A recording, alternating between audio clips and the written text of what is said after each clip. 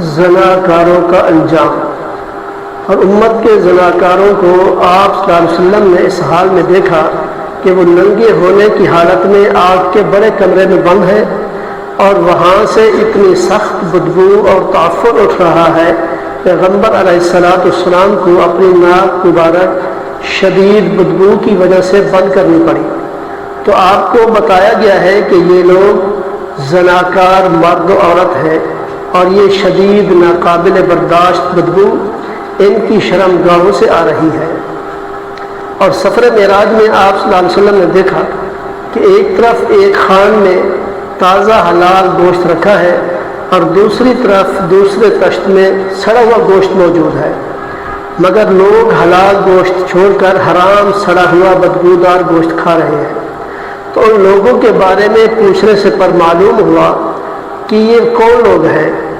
فرمایا گیا جو حلال راستہ چھوڑ کر حرام طریقہ اختیار کرتے ہیں۔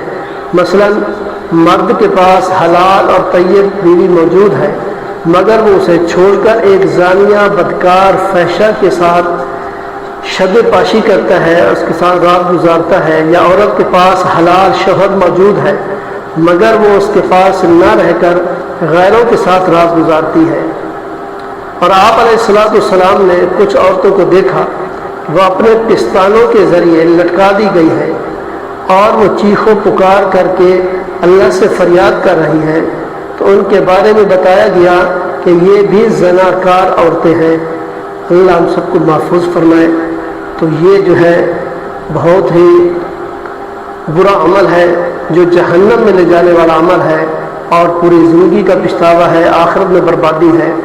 لہذا دنیا کے اندر بھی جب کوئی اس حالت میں ہوتا ہے تو جب پکڑا جاتا ہے تو پریشانی ہوتی ہے، پچھتاوا ہوتا ہے، اور آخرت میں اس کی تباہی اور بربادی کا ذریعہ ہے اور جہنم میں لے جانے والا عمل ہے۔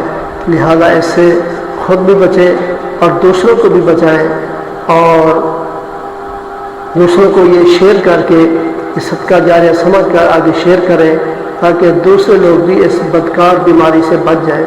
دعا ہے اللہ تعالیٰ عمل کی توفیق عطا فرمائے۔